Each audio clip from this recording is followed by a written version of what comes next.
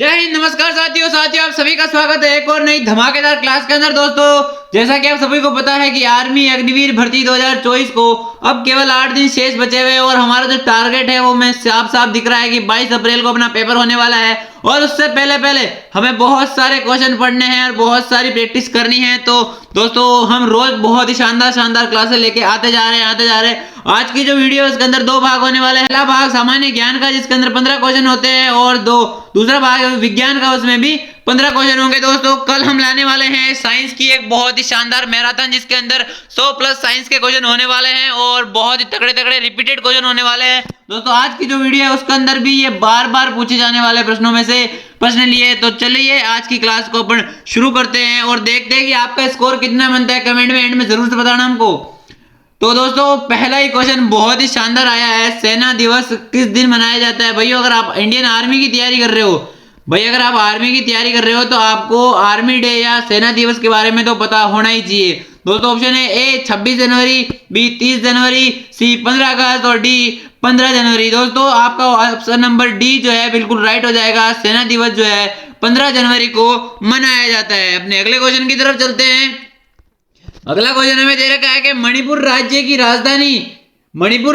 राजधानी क्या है? दोस्तों मणिपुर राज्य की राजधानी पूछ रहा है। ए इम्फाल, बी गुवाहाटी, सी जलपाईगुड़ी और डी दिसपुर। दोस्तों आज सुबह ही हमने राजधानियों की क्लास ली है। जिसने क्लास देखी है उसको तो आ जाएगा कि भाई मणिपुर की राजधानी जो है इम्फाल है। भाई मणिपुर की राजधानी जो इम्फाल है। मैंने एक ट्रिक भी बताई थी भाई के दो बच्चे क्लास में बैठे हुए पढ़ रहे हैं, एक जोर से पढ़ रहा है, एक मन में पढ़ रहा है, दूसरा भाई इसको बोलता है भाई तू मन में पढ़ ले वरना तेरे चक्कर में मैं फेल हो जाऊंगा, मन में पढ़ ले वरना मैं फेल हो जाऊंगा। इस तरीके से आप इसको याद कर सकते हो। हमने राजधानी की क्लास ले रखी है, चैनल पे है, आप जाकर देख सकते हो। अपने अगले क्वेश्चन की तरफ चलते हैं। अगला क्वेश्चन हमें दे रखा है कि पानीपत की पहली लड़ाई किस किस के बीच हुई थी? दोस्तों ये पूछ रहा है कि पानीपत की पहली लड़ाई किस किस के बीच हुई थी?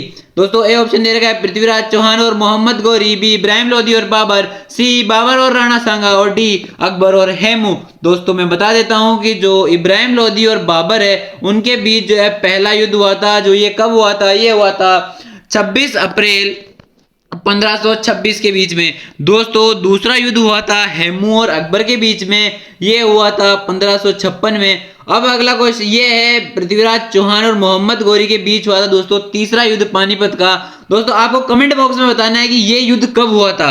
हमने अगले क्वेश्चन की तरफ चलते हैं। अगला क्वेश्चन हमें दे रखा है कि राज्यसभा के जो उपसभापति होता है, भाई जो राज्यसभा का उपसभापति होता है उसका जो चुनाव है वो कौन करता है? आपके पास ऑप्शन है ए लोकसभा और राज्यसभा दोनों मिलकर करती है, बी लोकसभा, सी राज्यसभा और डी उपराष्ट्रपति। ऑप्शन नंबर सी जो है आपका बिल्कुल राइट हो जाएगा। भाई जो उपसभापति होता है राज्यसभा का उसका चुनाव स्वयं राज्यसभा ही करती है। उम्मीद है आपको क्वेश्चन और वीडियो दोनों में बहुत मजा आ रहा होगा।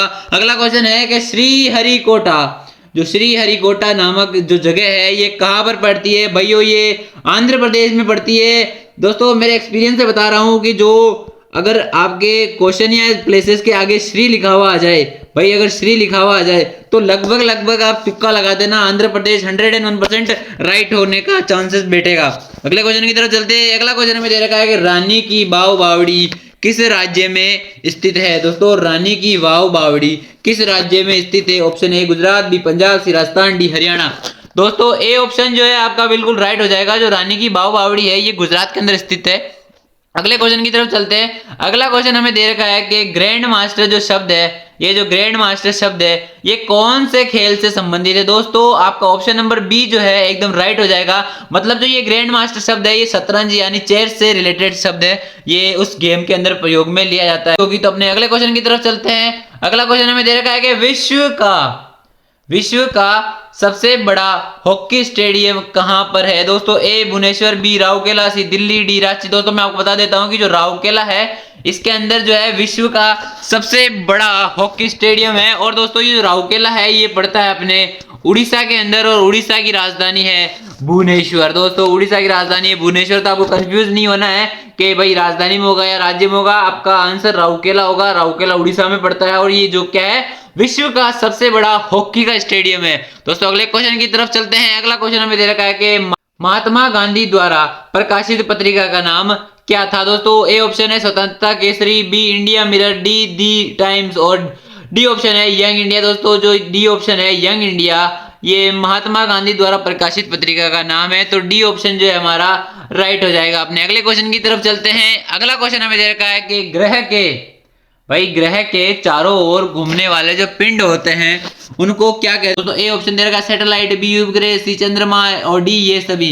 वो उपग्रह है उसका इंग्लिश में हम सैटेलाइट कहते हैं, जो उपग्रह है उसको इंग्लिश में सैटेलाइट कहते हैं, और जो पृथ्वी है उसका जो उपग्रह है वो चंद्रमा है। इस हिसाब से ये तीनों आंसर जो है अपने राइट हो जाएंगे और डी ऑप्शन इसका राइट हो जाएगा ये सभी। उम्मीद है आपको समझ में आ गया होगा। अपने अगले क्वेश्चन की तरफ चलते हैं। अगला क्वेश्चन हम बोल रहा है कि विधानसभा के जो अध्यक्ष होता है, भाई विधानसभा का जो अध्यक्ष होता है उसका चुनाव कौन करता है। आपके पास ऑप्शन है ए राज्यपाल, बी मुख्यमंत्री, सी विधानसभा के सदस्य और डी इनमें से कोई नहीं। भाई जो विधानसभा का अध्यक्ष होता है वो वोटों से चुना जाता है, मतलब उसके वोट पड़ते हैं और वोट कौन डालता है, जो विधानसभा के जो सदस्य होते हैं ना निर्वाचित, और जो आए हुए सदस्य होते हैं वो वोट डालते हैं और अपना अध्यक्ष स्वयं चुनते हैं। मतलब इसका आंसर जो हो जाएगा विधानसभा के जो सदस्य है वे अपना अध्यक्ष स्वयं चुनते हैं। आंसर नंबर सी जो इसका है एकदम राइट हो जाएगा।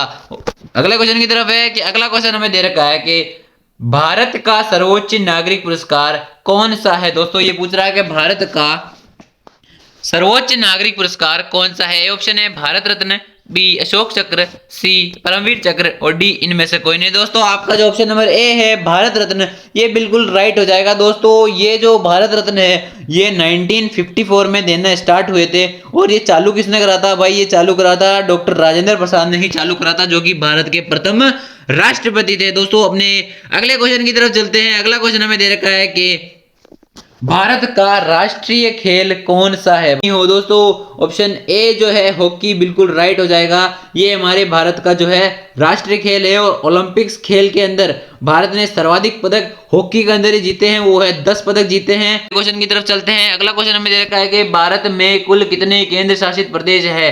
दोस्तों आज सुबह की ही क्लास में मैंने बताया था कि हमारे भारत में कुल 28 राज्य हैं और 8 केंद्र शासित प्रदेश है। तो ऑप्शन नंबर डी जो अपना राइट हो जाएगा। अपने अगले क्वेश्चन की तरफ चलते हैं। अगला क्वेश्चन हमें दे रखा है कि सानिया मिर्जा का किस खेल से संबंध है। दोस्तों सानिया मिर्जा का किस खेल से संबंध है। तो ए ऑप्शन जो है इसका राइट हो जाएगा। टेनिस से जो है सानिया मिर्जा का संबंध है। दोस्तों यहीं पे जो है अपने जीके के प्रश्न खत्म होते हैं। दोस्तों यहीं पर अपने जीके के जो प्रश्न है 15 में से 15 खत्म होते हैं। दोस्तों 15 में से आपका कितना स्कोर रहा कमेंट बॉक्स में जरूर बताना। अपने जो नेक्स्ट पड़ाव की ओर चलते हैं। नेक्स्ट पड़ाव है अपना साइंस का और साइंस का ही पहला और धमाकेदार क्वेश्चन आ चुका है भाई कि यदि किसी रोगी का तापमान 40 डिग्री है तो फ़ारेनहाइट पैमाने में कितना होगा। दोस्तों option A 104 degree, B 106 degree, C 108 degree और डी 98 डिग्री फ़ारेनहाइट। दोस्तों इसका सूत्र होता है भाई सेल्सियस डिग्री को अगर फ़ारेनहाइट में कन्वर्ट करना है, सेल्सियस डिग्री को अगर फ़ारेनहाइट में कन्वर्ट करना है, सेल्सियस डिग्री को फ़ारेनहाइट में कन्वर्ट करना है तो जो सेल्सियस डिग्री का जो मान दे रखा है उसको गुणा करना पड़ेगा 1.8 प्लस करना पड़ेगा उसके अंदर 32 को। अगर आप इसको इससे गुणा करोगे तो दोस्तों आंसर आएगा 720 और एक के बाद पॉइंट है तो एक के बाद पॉइंट लग जाएगा और प्लस 32 करोगे तो इसका आंसर हो जाएगा 104, यानी आपका ऑप्शन नंबर ए जो है एकदम राइट हो जाएगा। दोस्तों उम्मीद है दोस्तों आपको ये क्वेश्चन समझ में आया होगा कि अगर आपको सेल्सियस से फ़ारेनहाइट में चेंज करना है, अगर कोई भी डिग्री सेल्सियस में संख्या आ जाती है तो उसके साथ आपको गुणा करना है 1.8 और प्लस करना है 32 को। आपकी जो संख्या है वो फ़ारेनहाइट में कन्वर्ट हो जाएगी। तो उम्मीद है अपना अगले क्वेश्चन में चलते हैं। अगला क्वेश्चन हमें दे रखा है कि सूर्य के चारों ओर किसी ग्रह के पद को क्या नाम दिया जाता है। भाई वो देखो हमारी जो सूर्य है उसके आगे जो है 8 ग्रह दे रखे हैं। 8 ग्रह जो है अपनी एक कक्षा के अंदर घूमते हैं, दोस्तों इस कक्षा को इंग्लिश के अंदर ही ऑर्बिट कहते हैं और जो अपना आंसर नंबर डी है वो बिल्कुल राइट हो जाएगा। इसका मतलब जो है ये पूछ रहा है भाई कि सूर्य के चारों ओर जो ग्रह है वो पद के अंदर जो गति करता है उस पथ को क्या कहते हैं। दोस्तों उस पथ को भाई ऑर्बिट कहते हैं। समझ आ गया। डी ऑप्शन जो है आपका बिल्कुल राइट हो जाएगा। अब अगले क्वेश्चन की तरफ चलते हैं। अगला क्वेश्चन हमें दे रखा है कि आंख के पारदर्शी भाग को क्या कहते हैं। दोस्तों आंख के पारदर्शी भाग को कॉर्निया कहते हैं। जो दोस्तों ये व्हाइट पुतली होती है अपने आंख के जो फ्रंट में दिखाई देती है उसे ही कॉर्निया कहते हैं। दोस्तों इससे रिलेटेड एक क्वेश्चन और बन सकता है कि भाई आंख का कौन सा भाग है जिससे हम दान कर सकते हैं, मतलब डोनेट कर सकते हैं, तो दोस्तों वो भी कॉर्निया ही होता है जिससे कि हम डोनेट कर सकते हैं। दोस्तों अपने अगले क्वेश्चन की तरफ चलते हैं। भाई अगला क्वेश्चन हमें दे रखा है कि निम्नलिखित में से कौन सा गैर नवीनीकरणीय संस्थान है। तो दोस्तों ए जवार, बी कोयला, सी सोर, डी भूपाती है। दोस्तों नवीनीकरणीय का मतलब तो होता है मतलब जिसका मतलब वापस बनाया जा सके, और गैर नवीनीकरण का मतलब हो जाएगा जिसे वापस नहीं बनाया जा। जैसे कि इस कोयला को अगर आप जला दोगे तो वापस नहीं बना सकते हो, अगर कोयला आप जला दोगे तो वापस नहीं बनेगा। तो अपना जो आंसर नंबर बी है वो एकदम राइट हो जाएगा। अपने अगले क्वेश्चन की तरफ चलते हैं। अगला क्वेश्चन है कि आइंस्टाइन ने खालिस्तान सापेक्षता का सिद्धांत दिया था। भाई आइंस्टाइन ने कौन सा नियम दिया था ये पूछ रहा है। भाई आइंस्टाइन ने दिया था E बराबर mc²। आपका ऑप्शन नंबर ए एकदम राइट हो जाएगा। अगला क्वेश्चन ये दे रखा है कि फ्यूज तार किसका बना होता है। भाई फ्यूज का जो तार होता है वो किसका बना होता है। ऑप्शन नंबर ए है लेड वे टिन, ऑप्शन डी है लेड वे आयरन, सी है आयरन और डी है इनमें से कोई नहीं। दोस्तों जो फ्यूज का तार होता है वो लेड और टिन दोनों का मिश्र धातु से बना हुआ होता है। तो आपका ऑप्शन नंबर ए एकदम राइट हो जाएगा। अपने अगले क्वेश्चन की तरफ चलते हैं और अगला क्वेश्चन हमें दे रखा है कि नॉन कॉन्टेक्ट बल क्या है। नॉन कॉन्टेक्ट बल क्या है, तो जो ऑप्शन नंबर ए है वो है गुरुत्वाकर्षण बल, बी है चुंबकीय बल और सी है विद्युत बल। दोस्तों आपका ऑप्शन नंबर डी है एकदम राइट हो जाएगा, क्योंकि दोस्तों नॉन कॉन्टेक्ट का मतलब हो जाए जो कि बिना कॉन्टेक्ट में ए भी आकर्षित कर लेता है। दोस्तों नॉन कॉन्टेक्ट बल है, ये तीनों ही जो है नॉन कॉन्टेक्ट बल के उदाहरण है। अपने अगले क्वेश्चन की तरफ चलते हैं। अगला क्वेश्चन हमें दे रखा है कि सबसे कठोर पदार्थ कौन सा है। दोस्तों इसका आंसर हीरा होगा, ये सबसे कठोर पदार्थ है। अगले क्वेश्चन की तरफ चलते हैं। अगला क्वेश्चन हमें दे रखा है कि शुष्क सेल में कैथोड किसका बना होता है। भाई शुष्क सेल में जो कैथोड होता है, कैथोड एनोड दो होते हैं, तो इसमें ये पूछ रहा है कि भाई कैथोड किसका बना होता है। तो भाई कैथोड जो होता है वो बना होता है कार्बन का। तो आपका ऑप्शन नंबर डी जो है एकदम राइट हो जाएगा। भाई जो शुष्क सेल होता है उसमें कैथोड कार्बन का बना होता है। अपने अगले क्वेश्चन की तरफ चलते हैं। अगला क्वेश्चन हमें दे रखा है कि एक मील में कितने मीटर होते हैं। दोस्तों एक मील में ये पूछ रहा है कितने मीटर होते हैं, तो आपका ऑप्शन नंबर ए जो एकदम राइट हो जाएगा 1609 या 1600 मीटर होते हैं। अगले क्वेश्चन की तरफ चलते हैं। अगला क्वेश्चन हमें दे रखा है कि कौन सा रंग ऊष्मा का सबसे अच्छा अवशोषक है। दोस्तों ये उसका नहीं, दोस्तों ये ऊष्मा होगा, क्वेश्चन प्रिंटिंग मिस्टेक है कि कौन सा रंग ऊष्मा का सबसे अच्छा अवशोषक है। ऑप्शन नंबर ए पीला, बी काला, सी नीला, डी भूरा।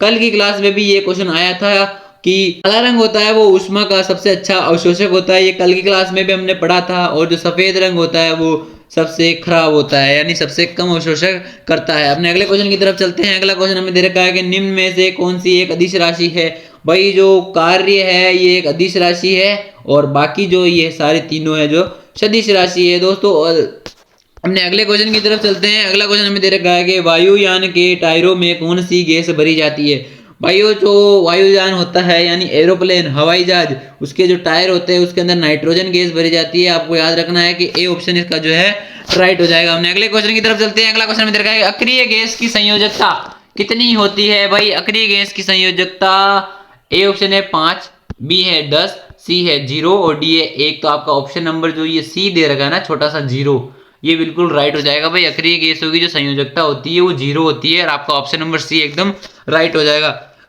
अब अगले क्वेश्चन की तरफ चलते हैं। अगला क्वेश्चन हमें दे रखा है कि पाचन क्रिया कहाँ से शुरू होती है। भाई ये बहुत ही इंपॉर्टेंट क्वेश्चन है और ये भर्तियों में पूछा गया सवाल है, तो ध्यान से देना इसका जवाब। बहुत इजी सवाल है लेकिन बार बार बच्चे कंफ्यूज हो जाते हैं। भाई ए ऑप्शन है पेट, बी है मुख, सी है यकृत और डी है छोटी आंत।